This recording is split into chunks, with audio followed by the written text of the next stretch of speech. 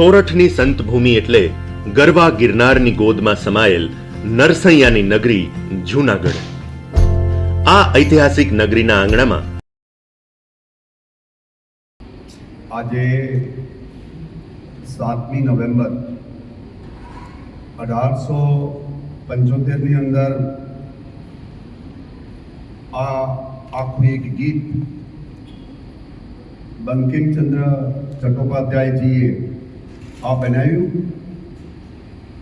અને એની જે વિચારની ભાવના હતી એ 1857નો આપણો સ્વતંત્રતા માટેનો સંગ્રામ, જેને બ્રિટિશ રૂલવે 1857નો વિપ્લવ કહેતા હતા.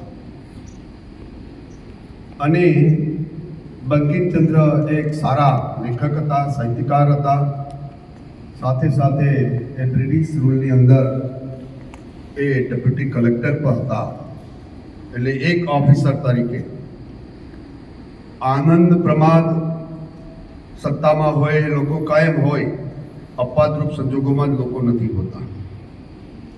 એવી પરિસ્થિતિમાં પણ એને વિચાર આવ્યો કે ભારતના લોકો એને જોડતું તંતુ કંઈક કરવું જોઈએ, અને એના માટે એણે આ એક ગીતની રચના કરી. લગભગ મને ખબર છે કે આનંદ મઠ નામની આખી એક નવલકથા એમણે કરી, એમાં આ ગીત ધીરેથી એમાં એમણે મૂક્યું. કારણ કે એ સમય એવો હશે કે આવું ગીત રાષ્ટ્ર ભાવના જગાડે એવું, જોડે એવું. કારણ કે આપણો દેશ ત્યારે પણ અબદાન સરહદથી લઈ અને રંગૂન સુધીનો એ પ્રદેશ એ અખંડ ભારતનો પ્રદેશ હતો. જુદી જુદી ભાષા, વેશભૂષા, અલગ અલગ લોકો, ધર્મ અલગ, સંપ્રદાય અલગ, વર્ણ વ્યવસ્થા પણ એને ઊભી કરીને આપણા ઉપર ઠોકી બેસાડેલી. આવા સમયે કોઈ જોડવાનું કામ કરવાનું એમને વિચાર આવ્યો હશે, અને આનંદ મઠ નામની નવલકથાની અંદર એમણે રચેલું આ એક ગીત એ ભારત માટે એક ક્રાંતિકારી. તમે એના શબ્દો જોશો તો તમને ખબર પડશે કે આપણા વેદ અને ઉપનિષદની અંદર જે ભાષાનો ઉપયોગ થતો હતો કે આ એક જમીનનો ટુકડો નથી, પણ આ એક આપણી સાંસ્કૃતિક વિરાસતનો હિસ્સો છે.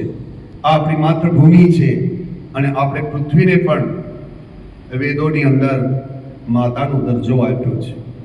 આપણે જ્યારે જ્યારે નમન કરીએ છીએ ત્યારે ભારત માતાને નમન કરીએ છીએ, આ માતૃભૂમિને નમન કરીએ છીએ, આપણી સાંસ્કૃતિક વિરાસતને નમન કરીએ છીએ. એ ભાવ ભારતના લોકોમાં જાગે એટલા માટે કર્યું. આમ જોઈએ તો 7મી નવેમ્બર 1875થી લઈ અને આજ સુધીના સમયગાળામાં જ્યારે જ્યારે આ રાષ્ટ્રીય એક ગીત તરીકે એનો ઉપયોગ કરવામાં આવ્યો છે, ત્યારે યુવાનોને, લોકોને જોડવાનું, સાથે સાથે ઉર્જા પ્રદાન કરવાનું કામ. કારણ કે અંગ્રેજોની જે હુકુમત હાલતી હતી ત્યારે આ ગીત જાહેરમાં ગાઈ પણ નહીં શકાતું. અને તમને ખબર હશે કે 1905ની અંદર જ્યારે બંગાળનું વિભાજન થયું અને એનું જબરજસ્ત આંદોલન થયું, ત્યારે આ વંદે માતરમનો નારો, આમ તો આપણે ત્યાં કહેવાય છે કે લાલ બાલ ઘોષ અને મહાત્મા ગાંધી બે પણ કીધું કે આ ભારતની આત્માનો નાદ છે, એ વંદે માતરમ છે. આમ તો બે શબ્દો છે, વંદે માતરમ. અને તમને ખબર હશે કે આ વાત આપણા સન્માનીય પ્રધાનમંત્રી નરેન્દ્રભાઈએ જ્યારે 150 વર્ષ પૂર્ણ થતા હોય એની કેબિનેટની અંદર એક રિઝોલ્યુશન પાસ કરીને કીધું કે ભારતની અંદર 9:30 વાગે ભારતની એક સંસ્થાઓમાં વંદે માતરમનું ગાન પૂર્ણ રીતે થાય. લોકોને એની વાત, આપણા યુવાનોને વાત એવી પહોંચે કે આપણી સાંસ્કૃતિક વિરાસત, આપણી પરંપરાઓ, આપણી માન્યતાઓ, ભારતના લોકોની જે મંત્ર છે ઉર્જાનો, એ વંદે માતરમ છે. એ વાતને લઈને એમની કેબિનેટમાં પાસ કર્યું અને એની સાથે સાથે ભારતની બધી જ સંસ્થાઓમાં આજે એક સાથે મને લાગે આ પણ એક મોટો વિશ્વ રેકોર્ડ આજે એક થવા જઈ રહ્યો છે.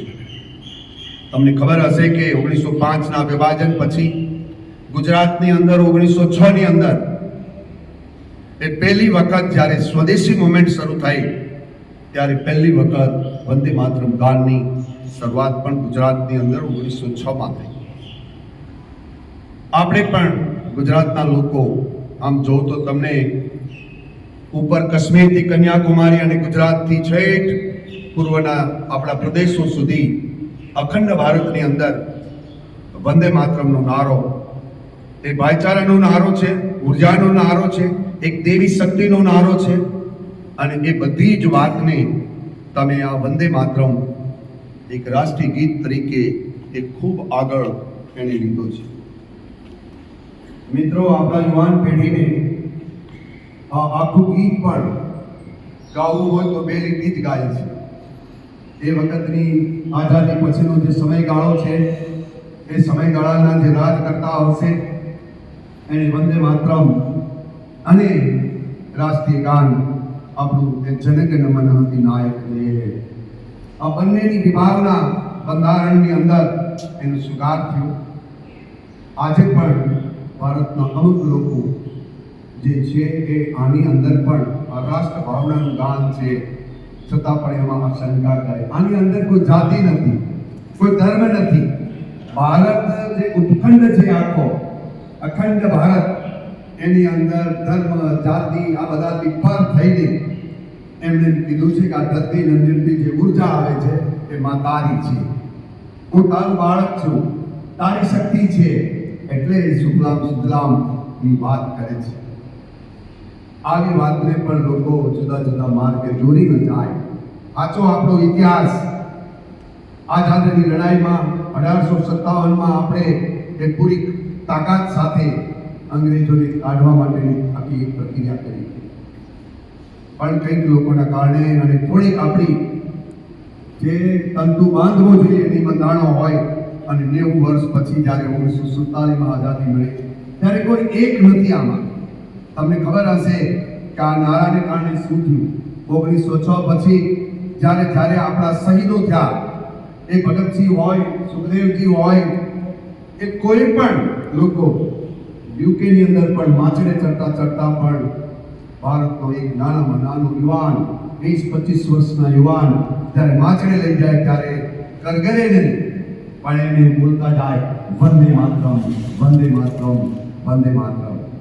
તમે ક્યારેક ક્યારેક આને બોલજો તો તમારા મસ્તિષ્કની અંદર એક નવા જ પ્રકારના તંતુ એ અંદરથી તમને ઝંઝણાટ કરતા હશે અને એ ઝંઝણાટ બીજું કોઈ નહીં, એ માં શક્તિ, માની જે ઉપાસના આપણે કરી રહ્યા છે એ ઉપાસનાનો જ તંતુ છે અને એ તંતુ આપણે બધાને જોડે છે. આપણે જુદા જુદા ધર્મના લોકો ભારતની અંદર રહે છે.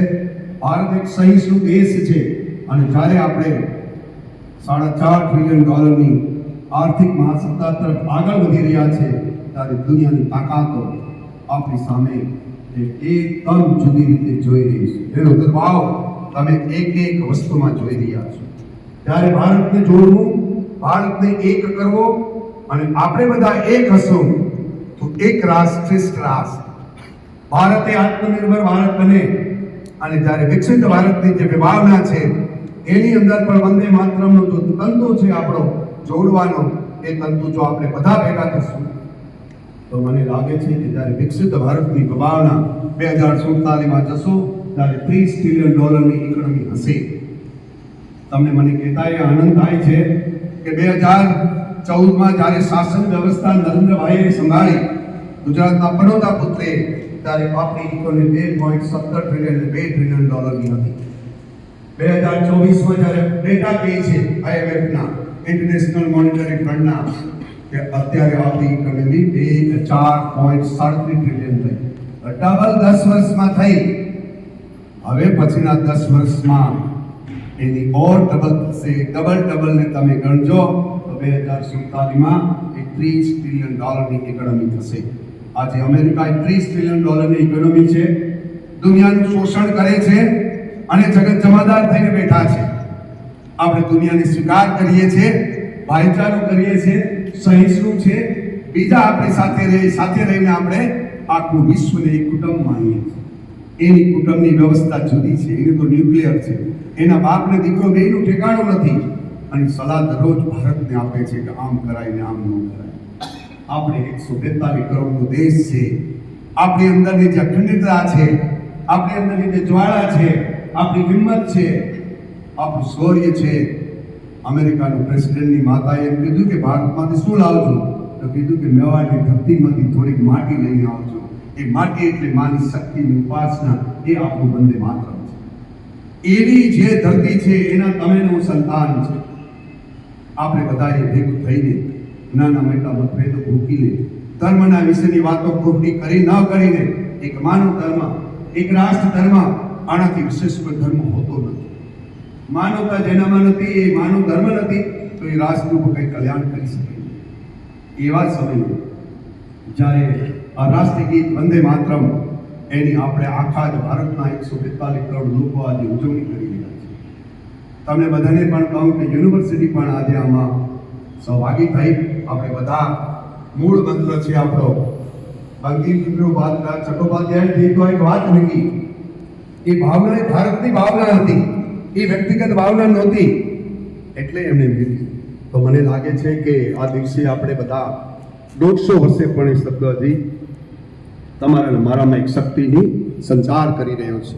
તો આપ સૌને આ 150મી એમની જે રચના થઈ છે એને આજે 150 વર્ષ થાય છે, ત્યારે આપ સૌને ભારતના બધા જ લોકોને આપણે શુભકામના પાઠવીએ.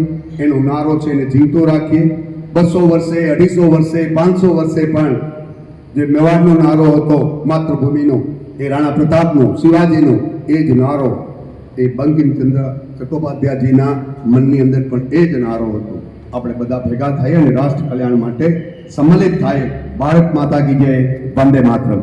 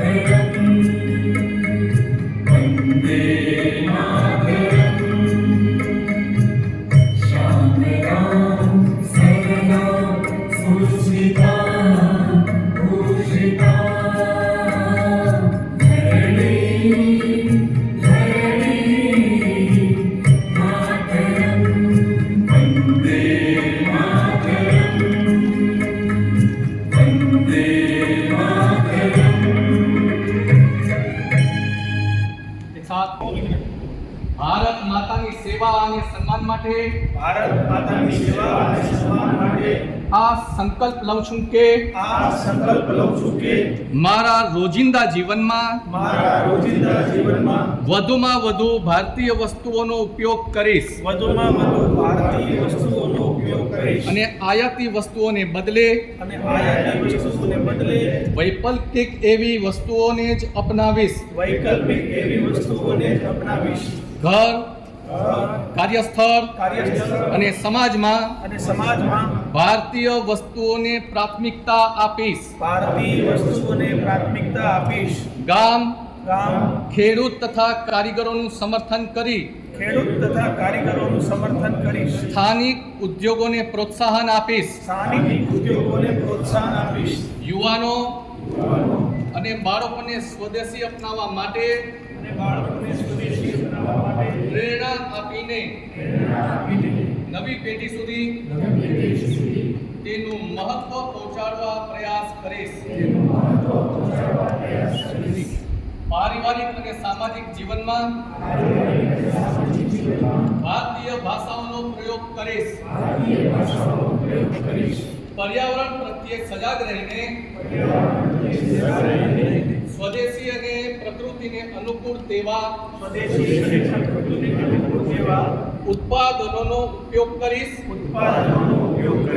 અને દેશના પર્યટન સ્થળોને પ્રાથમિકતા આપીશ.